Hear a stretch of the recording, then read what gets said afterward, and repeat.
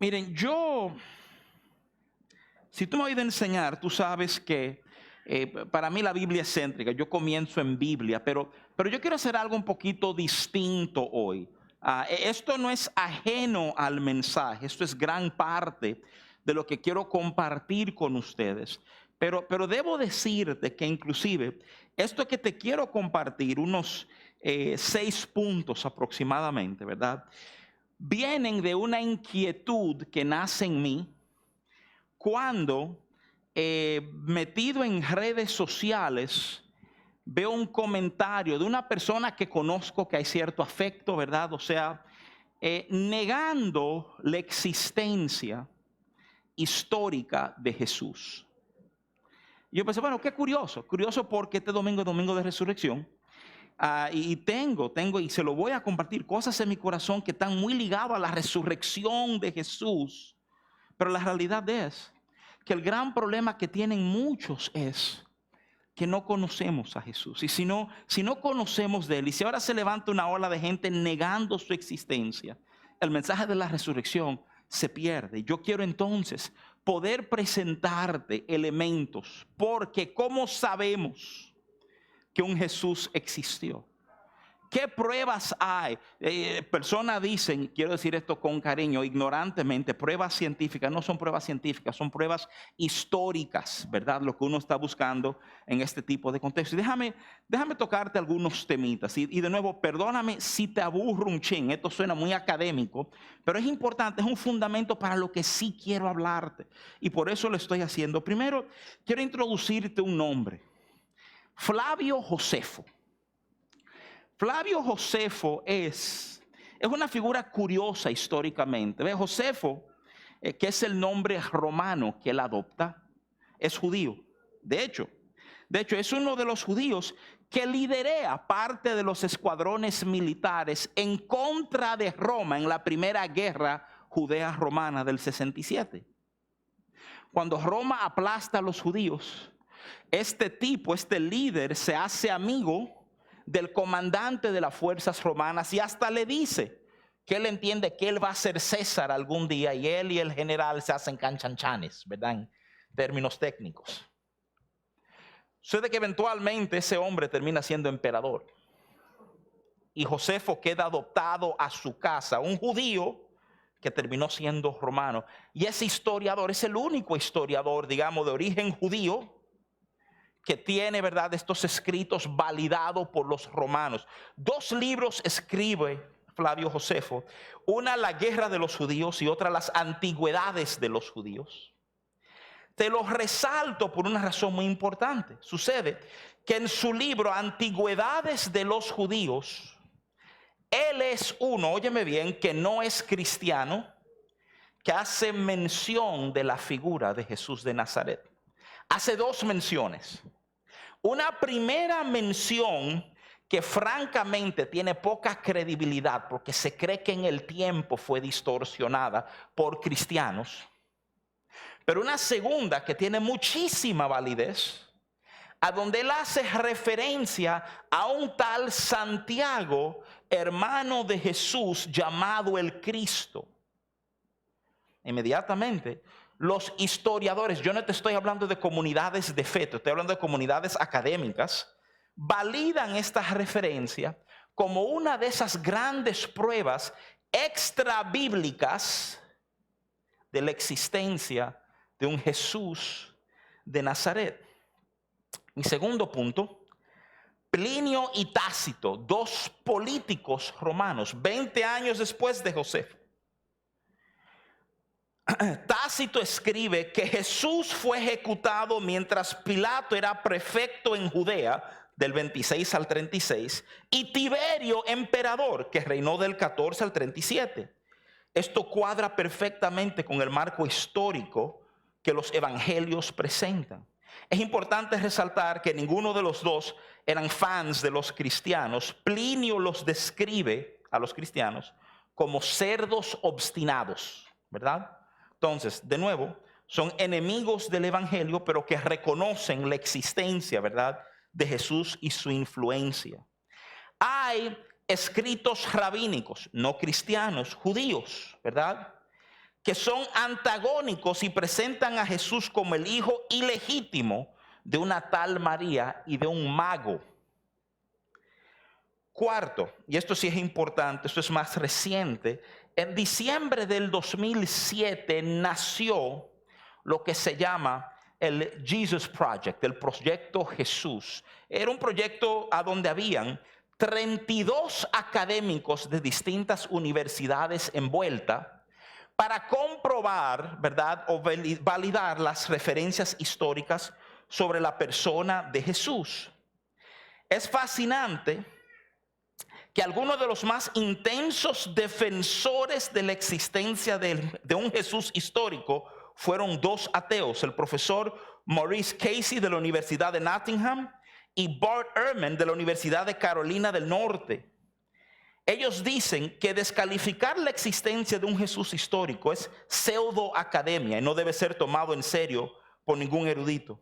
Repito, ambos son PhDs y son ateos. El coordinador del proyecto, el historiador de religiones, apellido Hoffman, dice que el proyecto terminó 2 años antes de lo previsto, porque entendieron que la única conclusión que iba a llamar la atención de la prensa era poder decir que Jesús no existía, una conclusión que ninguno de los académicos envueltos hubiese llegado a concluir. Que no terminó el proyecto formalmente, el coordinador dice, nadie iba a decir que Jesús no existió, ¿verdad? El quinto punto es un detalle de sociología histórica. Si no existe Jesús, tú tienes la problemática extraordinaria de explicar cómo y por qué nace la iglesia, ¿verdad? La iglesia que conocemos hoy, que existe, que tiene raíces históricas, si no hubo algo que sirve de detonante, algo que da inicio, si no es Jesús, ¿qué es? Hay que buscar una explicación, no simplemente puede asumir que las cosas hubieran pasado y ya. Y por último, los escritos más tempranos que habían sobre Jesús, y esto ya no se considera, digamos, académico, porque es bíblico, pero son las cartas, las epístolas paulinas escritas 23 a 28 años después de los hechos. Parece mucho tiempo, pero en estos asuntos históricos, 25 años después del hecho, eso hace par de horas, ¿verdad? Así lo manejan los historiadores.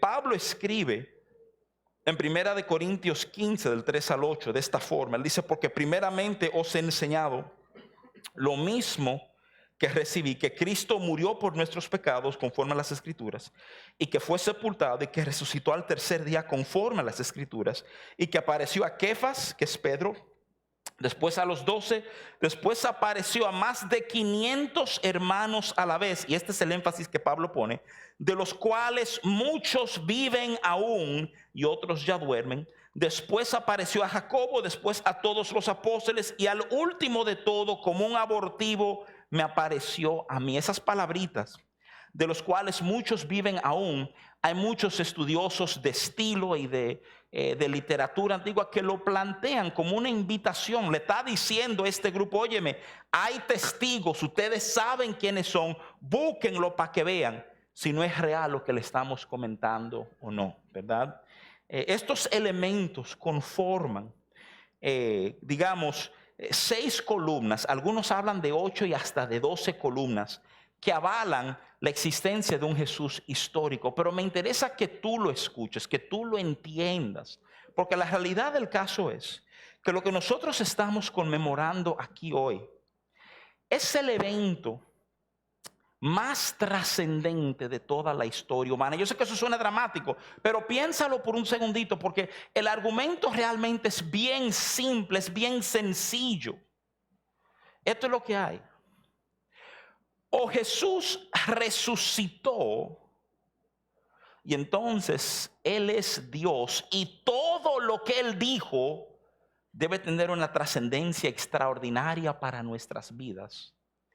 O no resucitó y es otro gran pensador, otra gran figura histórica, un revolucionario, pero no más que eso.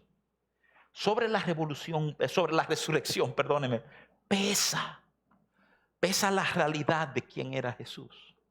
Yo quiero hablar contigo un poquito hoy para que entiendas que ese Jesús es real y cómo esta resurrección afecta nuestras vidas hoy. Quiero llevarte a un verso. Si me acompañas, Romanos capítulo 6, verso 8.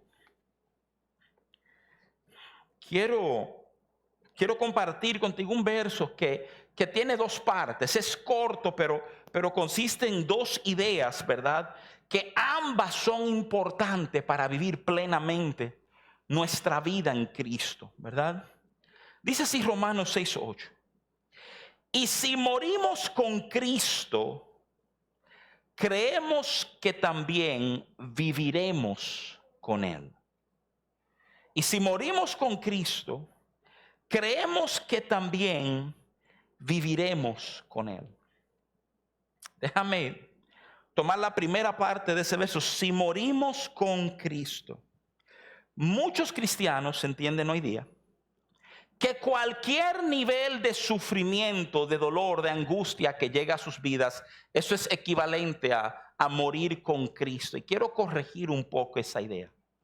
Cuando hablamos de morir con Cristo, estamos hablando de los sufrimientos que vienen a nuestras vidas porque nosotros adoptamos una postura, tomamos una posición que representa la posición de Cristo. En otras palabras, simplemente porque a ti te chocaron el carro hoy, eso es un mal momento, ¿verdad? Eso no es morir, eso no es sufrir para Cristo, eso es haber tenido un accidente. Cuando hablamos de morir con Cristo, estamos hablando, como inclusive habló Jesús en Juan 10:18, que su vida nadie la tomaba, Él la ponía, de un acto voluntario de decir, mira, yo estoy en pleito con esta persona, yo sé que tengo la razón, pero yo voy a escoger amar en lugar de pelear. Y yo abandono mi razón, abandono la ganancia de causa y digamos, me entrego por la otra persona. Ese es el tipo de modelo que cuando hablamos hoy de identificarnos con el sufrimiento, con el morir de Cristo, ¿verdad? Que realmente aplica a la vida de creyentes. No es meramente el sufrimiento, es cuando por tomar posturas, por honrar a Dios, por obedecerle a Él, me encuentro en adversidad. Y la promesa que nos da la palabra de Dios es si morimos con Él, y para mí esto es de importancia trascendente, porque conozco muchos lugares que te dan mitad de la historia. Yo conozco lugares que te enfatizan, te enfocan la realidad de la cruz. Y déjame serte muy honesto, ciertamente es parte céntrica de nuestra fe. Ahí fuimos perdonados nosotros, ahí se derrama la sangre de un nuevo pacto. Esto es lo que nos permite vivir en relación con Dios. Pero la cruz no es toda la historia y nos quedamos hablando de cruz y de nuestro sufrimiento y de obedecer a Jesús. Yo estoy convencido que seguir a Jesús nos lleva a una cruz.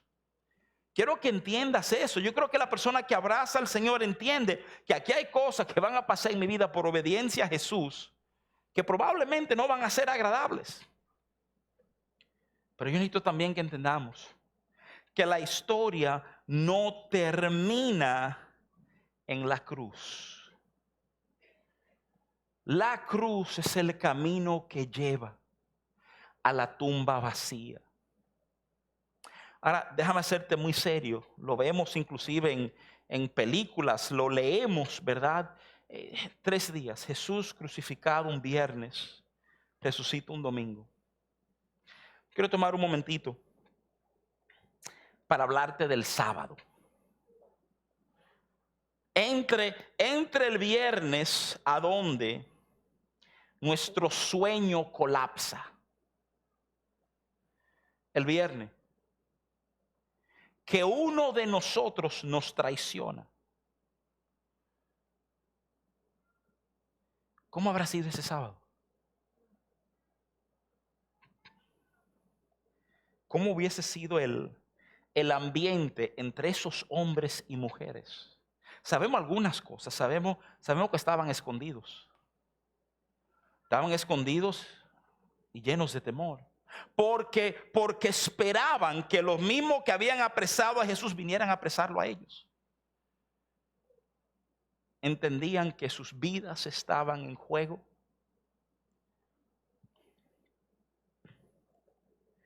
¿Te puedes imaginar la desilusión que había en el corazón de esas personas ese sábado? Habíamos pensado que este era el Mesías y lo mataron. La confusión. Pero yo pensaba que él era. Yo pensaba que él había dicho. Y no puedo conjugar eso con lo que vi ayer. No puedo conjugarlo con la cruz, con lo que oí, con lo que escuché. Temor,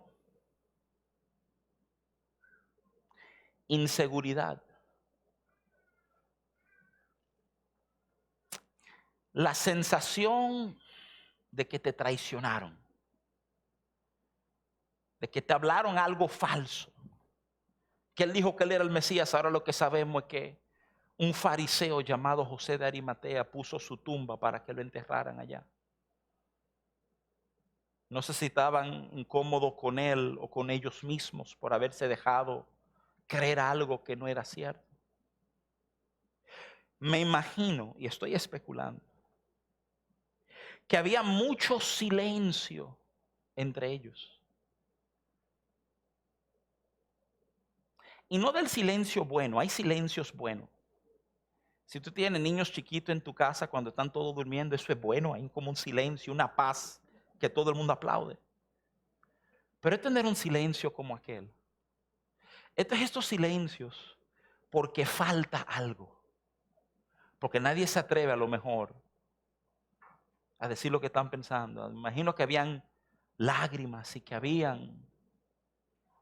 me imagino que el silencio era parte de lo que dominó ese sábado. Déjame explicarte dos cosas que el sábado hace en nuestros corazones.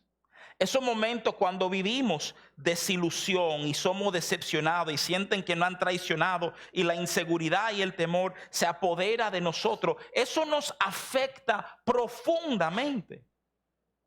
Esos momentos, vivir esos momentos, marca cómo vemos todo de ahí en adelante. Hay dos cositas que quiero mostrarte en la Biblia que el sábado hizo en la vida de muchas personas. Hay un recuento, está en 2 de los evangelios, te lo comparto, de Lucas 24. El verso 17. Un discípulo de Jesús en camino a Emaús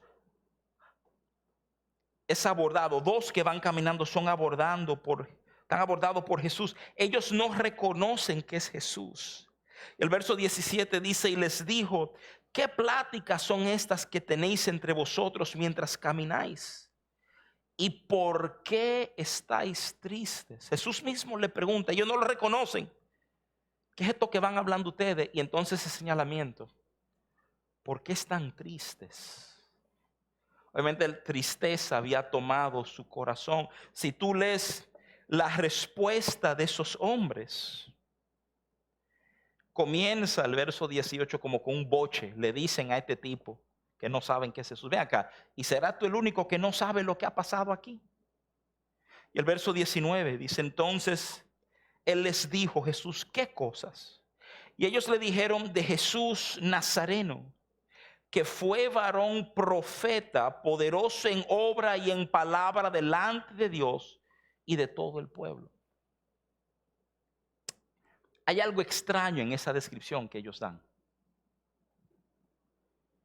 Y tú eres el que no sabes, tú no sabes de Jesús de Nazaret. Y cuando le describen a Jesús que está caminando con ellos, dicen: varón profeta. Ahora, yo no sé si tú estás copiando lo que está pasando o no. Porque a lo mejor uno entiende, dijeron profeta, ¡ay, tremendo título! No, es que tú no entiendes. O sea, profeta es una bajada de categoría a la persona de Jesús.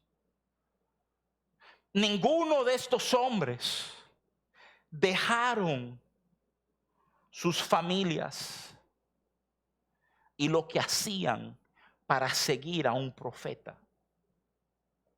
Lo dejaron porque estaban siguiendo al Mesías, el Salvador de todo, el prometido de Dios, el que va a cambiarlo todo.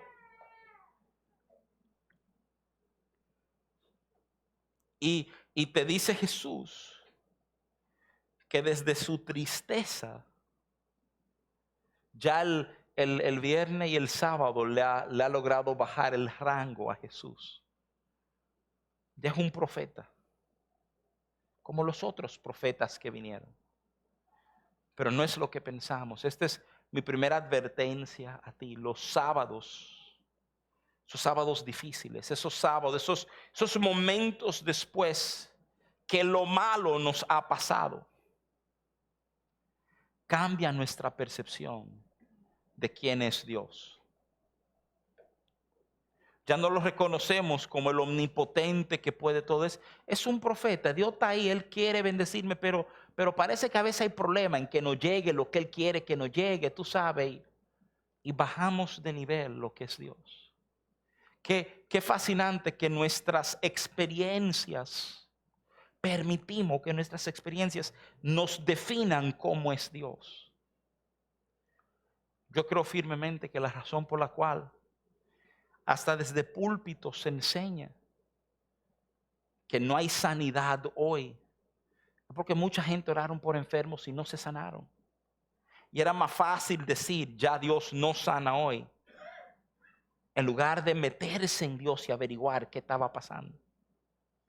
Yo creo que bajamos a Dios al nivel de nuestras experiencias. Eso es peligroso en todos los sentidos. Los sábados nos hacen mirarlo a Él y decir, qué tremendo profeta. Cuando Él es mucho más que un profeta. Lo segundo, y me encanta la coherencia, me encanta cuando Dios hace cosas como esta, el tiempo de ministración hoy. Saulo, nuestro querido hermano, habló de la piedra. Si tú tomas el Evangelio de Marcos capítulo 16 y tú lees el recuento de la resurrección que hay en Marcos 16, ese recuento comienza como todos los recuentos de la resurrección con un grupo de mujeres. Es fascinante que mujeres sean las protagonistas de la resurrección. Es fascinante porque, como bien pinta un grupo de estudiosos, si la resurrección fuera una mentira, tú no comenzarías tu mentira con un grupo de mujeres. Porque las mujeres en los tiempos bíblicos no podían ser testigos en cortes, no eran válidas como testigos. Entonces la única razón de incluir a mujeres en tu historia es porque realmente estuvieron ahí, no por otra razón. La Biblia en Marcos nos dice que estas mujeres llevaban una conversación entre sí. La conversación era, ¿quién nos va a quitar la bendita piedra que tapa la tumba? Porque tremenda piedra que era. Iban fajá hablando de su piedra, El verso 3 de Marcos 16 dice claramente, pero decían entre sí, ¿quién nos removerá la piedra a la entrada del sepulcro? ¿Qué sabían estas mujeres? Que ya Dios se la había ingeniado, que ya la piedra no era obstáculo. Pero como la vimos, como nos preocupó, nos quedamos enfocando los temas que realmente no son los temas importantes. No sé si te ha pasado que tú has estado metido en un lío y en el lío que tú estás metido, tú estás enfocando un detalle solo para darte cuenta después de mucho tiempo que no era el detalle más importante del proceso, que no era realmente lo que iba a resolver nada. Yo sé que esto suena como simple, pero piénsalo por un instante. cuando decepción toma nuestros corazones, cuando ya entendemos que hemos perdido, que lo malo no ha ocurrido, tendemos a enfocarnos en las cosas que no son las verdaderas cosas que van a trastornar o cambiar el momento. Y aquí estaban ellas hablando de una piedra para llegar y descubrir que le habían quitado la piedra. ¿Cuántas veces no hemos invertido nuestro tiempo, nuestra energía, nuestros recursos, nuestros esfuerzos para corregir algo? Y a fin de cuentas eso no era el tema, ese no era realmente el problema. La decepción hace esto. No lo vemos como Él es. Enfocamos mal el Salmo 23 como si fuera profetiza esta realidad sobre la vida del ser humano. El Salmo 23 en el verso 4 habla de una vara y un cayado que Él usa para dirigirnos, para infundir aliento. Porque cuando estamos metidos en el valle de sombra de muerte, nuestra visión no sirve, no vemos con claridad.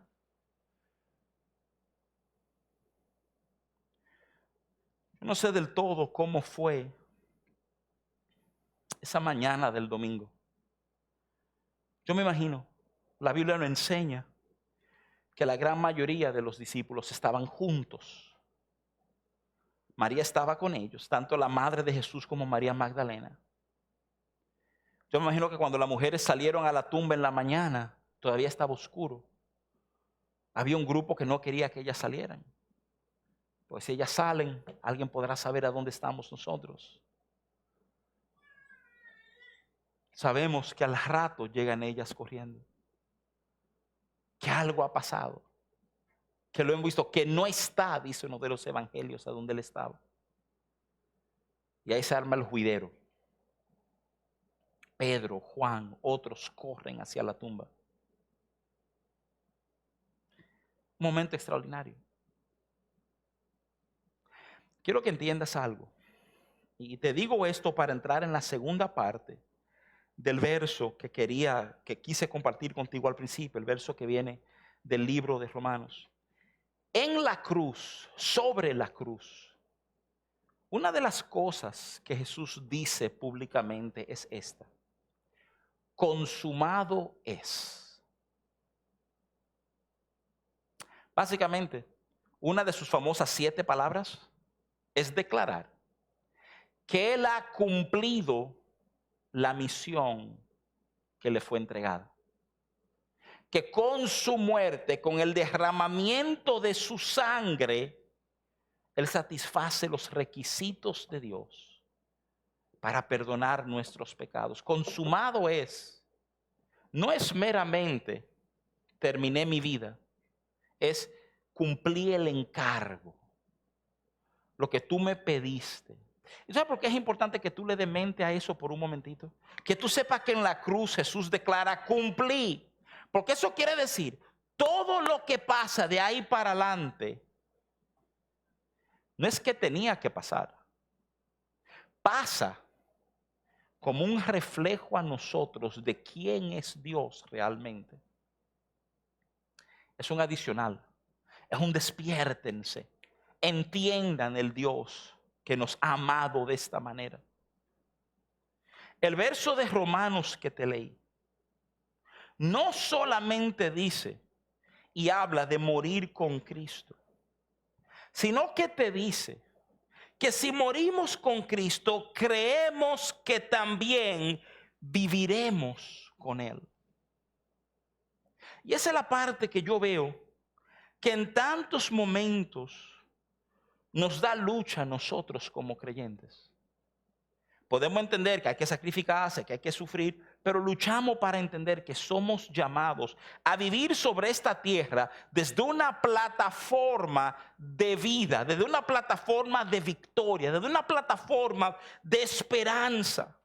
Es que de alguna manera eso escapa de nuestro entendimiento porque estamos acostumbrados a coger lucha, celebramos, reconocemos la lucha, pero hasta tememos hablar de victoria, porque cuando yo pienso que algo bueno va a pasar y no pasa, me decepciono. Volvemos al sábado: decepción, inseguridad, temor. y no me ha abrazado el domingo. Déjame decirte esto. Yo creo que una de las mayores revelaciones que tiene que pasar, tiene que pasar de tu espíritu a tu alma, a tu entendimiento. Es lo que dice la Biblia en 2 de Corintios 5:7. En 2 de Corintios 5:7 es donde la Biblia, ¿verdad?, resalta que andamos por fe, no por vista. Es una declaración divina diciéndote, oye, yo sé que tú ves cierta cosa, yo sé que tú oyes cierta cosa, yo sé que tú entiendes cierta cosa, pero no es por eso que andamos nosotros. Porque te voy a adelantar, es casi imposible vivir desde la vida de Cristo, desde la resurrección que hay en Él, si nos llevamos de lo que estamos viendo, de lo que estamos oyendo, de lo que estamos entendiendo. Si eso es lo que nos gobierna, si tus sentires son lo que dominan en tu vida, hay muchísimas ocasiones que vas a perder lo de Dios, que no vas a conectar con lo que Dios tiene para ti.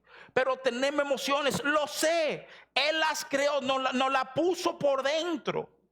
El problema es que tus emociones nunca fueron diseñadas para gobernar tu vida.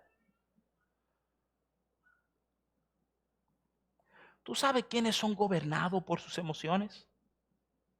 Los niños. Que si estamos en medio de la prédica quieren llorar, lloran porque hay que llorar porque no me siento cómodo.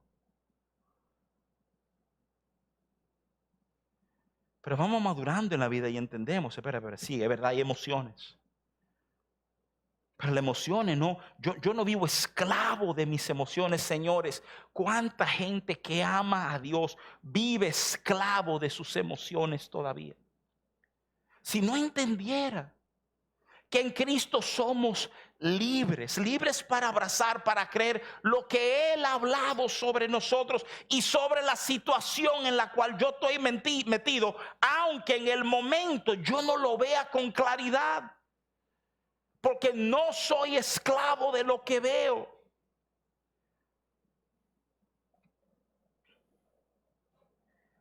Efesios capítulo 2, versos 5 y 6. Dice esto, dice, aún estando nosotros muertos en pecados, nos dio vida juntamente con Cristo. Por gracia sois salvos. Y juntamente con Él nos resucitó. Y asimismo nos hizo sentar en los lugares celestiales con Cristo Jesús. Tú puedes preguntarle a alguien, y te lo pregunto seriamente, ¿a dónde tú estás? Aquí en la iglesia, pastor. Está bien. Algunos más filosóficos, bueno, yo estoy en un lugar de mi vida donde estoy pesando todo, es un momento de introspección, chévere. ¿Tú sabes dónde dice la Biblia que tú estás?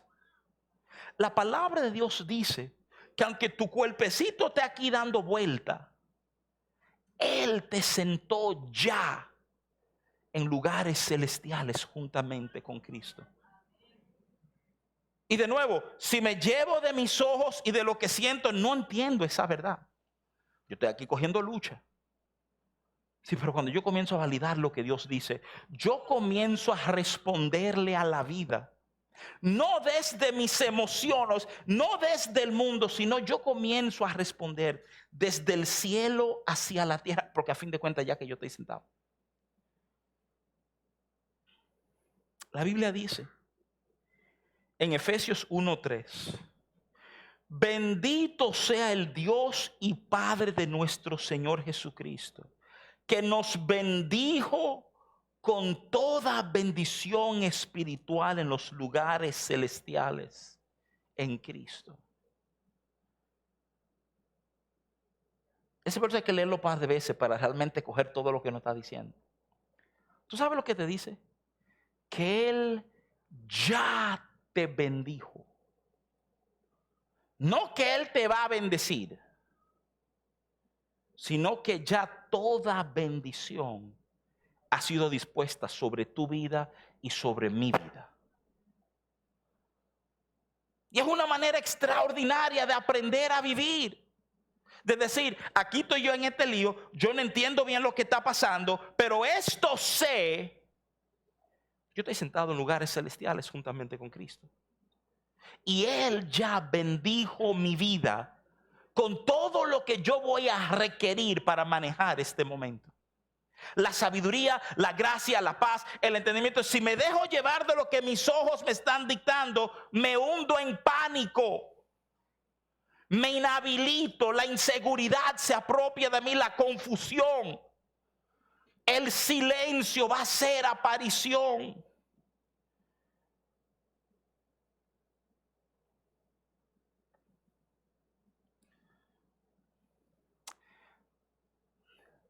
Parte de ejercer el pastorado es acompañar a familias en sus momentos difíciles. Y probablemente ningún momento es más difícil que acompañar gente a una funeraria y un cementerio. No hay un momento que yo no entre en un cementerio a donde me recuerdo a mí mismo. Este no es el final. Piensan que es el final. Gente que no te conocen entiende que todo termina aquí. Pero yo necesito que tú entiendas el poder de la resurrección. La resurrección es Dios diciéndote, oye, ni la muerte termina lo que yo quiero hacer. La resurrección es la promesa de que no es verdad que el malo gana al final, no es verdad que la mentira se impone a la verdad, no es verdad que el engaño vence la mentira. La resurrección es la declaración de que hay un momento donde todo se va a invertir, a donde todo lo malo se deshace. La resurrección es la razón por la cual tú y yo podemos vivir en esperanza aún en el momento más desesperante de nuestras vidas. Porque aunque yo, y esta parte grande, yo lo que te voy a decir, aunque yo no entienda cómo, yo sé que Él puede hacerlo. Hay momentos, te estoy hablando con toda seriedad, que esa es la mayor postura de fe de un hombre o de una mujer. Decir, mira, yo no sé cómo Él lo va a hacer. Te quiero hablar del corazón. ¿Qué libertad hay en abrazar una postura como esta? ¿Qué libertad hay en entender que tú no tienes que entenderlo todo? Cuando tú eres una de estas gente que te afana, te mata por entender todo, el límite de tu vida va a ser lo que tú entiendas. Y cuando te encuentras cosas que no entiendes, ¿cómo eso va a amargar tu existencia? Hay una postura de fe extraordinaria que dice, mira, yo no sé cómo Él lo hizo, pero yo sé que Él salió de esa tumba. Yo no sé cómo Él lo va a hacer, pero su vida va a impactar tu vida. Y amado hermano, amada hermana, te toca aprender a vivir no desde un sábado desesperado. Lamentablemente sobre esta tierra ocurren los viernes de dolores. El dolor llega, el sufrimiento llega, el afán llega, el maltrato, la decepción, el sufrimiento llega. Pero también hay un Dios que le responde a todo eso. La resurrección le dice a tu desilusión, tú no has visto al final. A tu confusión, la resurrección le dice, tú no has entendido. Al temor, la resurrección le dice, te amo tanto que ni la muerte me mantiene lejos de ti. A tu inseguridad, la resurrección le dice que nada puede más que Él. Y a tu traición, esa sensación de que alguien te ha fallado, Él te dice que nunca te ha dejado. A tu silencio, Él no responde con palabras, sino con su presencia. Te visita. Te deja saber que Él no te ha dejado y que estará contigo siempre. Mira, si tú eres una persona de fe, tu llamado es aprender a vivir. No solamente con la muerte de Jesús, sino desde una tumba vacía, sino desde una postura sentado en lugares celestiales juntamente con Cristo. Y es desde esas plataformas que aprendemos lo que es una vida verdaderamente abundante. Yo no sé qué situación tú estás manejando en tu vida. Yo no sé qué circunstancia tú miras y piensas, esto nunca cambiará. La resurrección te está diciendo con cariño, pero te está diciendo, eso es una mentira. Yo cambio todo. Ni la muerte puede detenerme. Y ahora el tema no es si eso puede cambiar o no. El tema es si tú te atreves a creer que eso puede cambiar o no. Y es un reto de cada corazón en este lugar. Puede cambiar eso. Y a lo mejor hemos dicho, es que yo no veo cómo. Entiéndeme hoy, tú no tienes que ver cómo. Tú no tienes que entender cómo Él lo va a hacer. Él lo va a hacer. Y Él tiene forma de hacer cosas que tú y yo no hemos considerado jamás. Uno de los detalles, y con esto voy a cerrar, pero uno de los detalles extraordinarios de la persona de Jesús es que Él sanaba y sanaba siempre de formas distintas. Yo creo que eso es genial. Yo creo que eso es parte de esa sabiduría en Jesús, sabiendo que si Él hubiera hecho cosas de cierta manera, hubiera habido un grupo que comienza a idolatrar la forma. Y la forma no era el tema céntrico. Dios, cuando le habla a su profeta Isaías, le dice que aquí Él hace cosa nueva otra vez. Dios se especializa en hacer cosas nuevas, cosas que tú no habías considerado. Él abre camino a donde no había camino. Él hace a donde no hay. Y por un momento atrévete a creer que no importa mucho si tú lo entiendes o no, que lo que importa es que Él sabe cómo ingeniársela, que Él sabe cómo hacer aquello que tú y yo entendemos imposible. Y que nuestro trabajo es aprender a conectar con todas esas bendiciones con las cuales Él ya nos bendijo. Y aquí en esta tierra, óyeme, en esta tierra, aprender a vivir desde su resurrección, desde una vida plena y abundante prometida sobre nosotros. Amén, amados.